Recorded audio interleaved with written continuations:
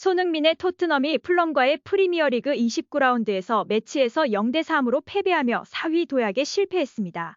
이번 패배로 토트넘은 승점 53점으로 5위를, 에스턴 빌라는 55점으로 2점차 4위를 유지하고 있는데 에스턴 빌라가 다음 경기에서 승리를 한다면 두 팀은 다시 승점 5점 차이로 벌어질 것으로 예상됩니다. 토트넘은 이번 경기에서 4-2-3-1 포메이션으로 손흥민을 전방에 내세웠습니다. 하지만 풀럼의 로드리고 무니즈가 전반 3분을 남기고 안토니 로빈슨의 크로스를 받아 선제골을 기록했고 후반 토트넘은 또다시 주도권을 잃고 루키치에게 4분 반에 다시 추가골을 허용했습니다. 무기력한 경기력을 보여주던 토트넘은 이렇다 할 장면을 만들지 못한 채 다시 한번 무니즈에게 한 골을 헌납했습니다. 크리스탈 팰리스, 에스턴 빌라와의 압도적인 승리가 무색하게 손흥민은 혼자 고군분투하며 득점을 만들기 위해 노력했지만 골운이 따라주지 않았고 손흥민을 제외한 토트넘 선수들의 경기력은 최악이었습니다. 부상으로 출전하지 못한 미키 판더펜을 대신해 루마니아의 드라고신이 출전했지만 무니즈에게 공간을 쉽게 허용하며 골을 내주는 빌미를 만들었고 존슨과 베르너는 처참한 골 결정력을 보여주었습니다. 토트넘의 엔제 포스테코글루 감독은 부상에서 갑복귀한 히샬리송을 투입하는 강수를 뒀지만 경기 감각이 아직 올라오지 않은 탓인지 결정적인 마무리를 하지는 못했습니다. 이날 경기 이후 손흥민은 인터뷰에서 경기력에 대한 실망감을 감추지 못했으며 특히 스카이 스포츠의 제이미 레드냅은 이 상황에서 손흥민의 국대 차출에 대한 불편한 심기를 드러내어 영국에서 화제가 되고 있습니다. 경기 후 각 팀 감독의 인터뷰와 해외 반응에 대해 알아보겠습니다. 토트넘의 포스테코글루 감독은 경기 후 인터뷰에서 다음과 같이 말했습니다. 전반에는 충분히 균형을 잡고 있었다고 생각합니다. 충분한 플레이와 기회를 가졌었다고 생각해요. 물론 한 골을 내주긴 했지만 이겨낼 수 없는 것은 아니었어요. 하지만 두 번째 골을 먹은 후에는 우리가 이번 시즌 내내 가지고 있던 압박이나 속도가 아니었어요. 통제를 하기 어려웠고 추진력을 얻기가 매우 힘들었습니다. 솔직히 실망스러웠어요. 지난 주의 승리의 기세를 이어가자는 건 아닙니다. 그런 건 관심이 없어요. 모든 경기는 또 다른 도전입니다. 지난주에 이겼다고 그것이 다음 경기에 도움이 될 거라는 생각은 하지 않습니다. 우리는 각각의 요소에서 매우 경쟁력이 있었습니다. 특히 손흥민 선수 같은 번뜩이는 요소들이요.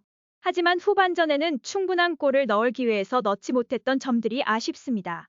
하지만 우리는 게임이 남아있고 우리는 능력이 있지만 일부 선수들이 그 수준을 따라오지 못한다면 어려워질 것입니다. 그것이 성장의 한 부분입니다. 손흥민 선수와 같이 경험을 하며 성장을 하고 발전을 해야 합니다. 그래서 우리는 경기 분석을 하고 대책을 세워야 할 것입니다. 이제 선수들은 국가대표팀에 돌아갈 예정입니다.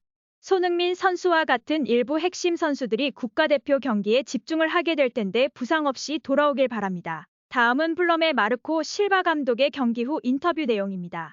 전반골을 넣는 순간도 중요했지만 20분에서 25분 동안 상대편 페널티 박스 주변에서 위협적인 상황을 많이 만들며 상대를 압박했던 점이 최고라고 생각합니다. 또한 수비에서는 손흥민 선수를 막기 위해 중앙을 탄탄하게 지키려는 전략이 유효했습니다. 압박의 트리거는 정말 잘 작동했고 우리는 명확히 그들을 중앙에서 지키는 전략을 잘 유지했습니다. 사이드에서 뛰어올 때는 위험하기도 했지만요. 빠른 골을 넣으면서 경기 관리가 쉬워졌습니다. 정말 높은 수준의 팀워크를 보여줬고 우리의 능력을 보여줬어요. 특히 팬들의 엄청난 함성도 아주 좋았습니다. 오늘 무니즈가 3년 만에 맨 오브 더 매치에 선정되었는데 오늘 그의 움직임을 보니 많은 것을 더 요구할 수 있을 것이라고 생각이 듭니다. 상도 중요하지만 오늘처럼 골을 넣어야 하고 골을 넣지 못해도 다른 방식으로 팀에 기여해야 합니다. 우리는 그가 더 발전하도록 도울 것입니다. 우리에게 야심이 있고 시즌 초부터 우리의 기준을 높이기 위해 최선을 다하고 있어요. 각 선수들이 일관성 있게 플레이하는 것이 중요합니다. 손흥민 선수를 보세요. 상대팀이지만 상대를 이길 수 있는 능력을 보여주는 선수입니다. 하지만 그를 받쳐주는 선수들이 일관성 있는 플레이를 하지 못한다면 오늘과 같은 결과를 낼 수밖에 없습니다. 그래서 우리는 선수를 돌보기 위해 노력하고 있습니다. 선수들 또한 자신을 돌보고 있어요. 우리가 모든 스쿼드가 계속해서 가용하다면 지금의 치열한 경쟁에서 잘 해나갈 수 있을 것입니다. 다음은 손흥민 선수의 경기 후 인터뷰 내용입니다.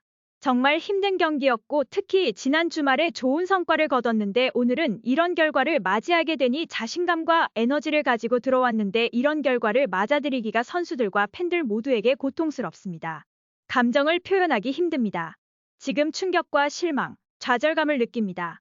특정 선수를 비난하고 싶지는 않습니다. 우리가 실수를 했고 기회를 놓쳐 큰 대가를 치르게 되었습니다. 우리의 성과와 태도가 충분하지 않았음을 인정하고 발전과 책임을 져야 합니다. 곧 국가대표팀에 합류해야 하는데 국가를 대표하는 것은 중요하지만 소속팀에 집중하는 것도 중요합니다. 무엇이 잘못되었는지 분석하고 더 강해져 돌아와야 할 것 같습니다.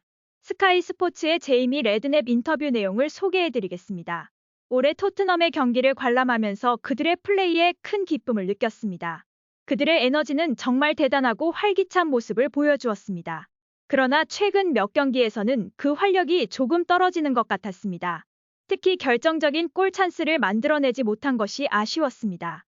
판더펜의 부재가 영향을 미쳤지만 수비에서의 활기가 부족한 면도 있었습니다. 공격에서 손흥민은 노력했지만 다른 선수들과의 연결이 부족했습니다. 특히 비수마나 메디슨과 같은 미드필더들의 활약이 실망스러웠습니다.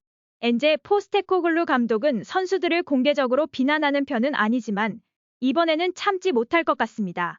이름은 언급하지 않았지만 오늘 경기에서 책임져야 할 선수들이 분명 있었습니다. 손흥민 선수를 보며 배울 점이 많습니다. 우리는 손흥민 선수처럼 집중력을 높이고 빠르게 회복해야 합니다. 그리고 걱정되는 것은 곧 손흥민 선수가 한국 대표팀으로 차출되어 팀을 떠날 것이라는 점입니다. 이런 중요한 시기에 그를 보내기가 어렵습니다. 한국은 피파 랭킹 22위이고 태국은 101위입니다. 이런 상황에서 손흥민 선수를 대표팀으로 불러내야 할지 한국 축구협회에 질문하고 싶습니다. 손흥민 선수에게는 휴식이 필요합니다. 영국의 BBC, 골닷컴 등에서도 손흥민 선수의 상황을 다루며 그의 실망과 피로에 대한 우려를 표현하고 있습니다. 이상으로 월드라이브 TV였습니다.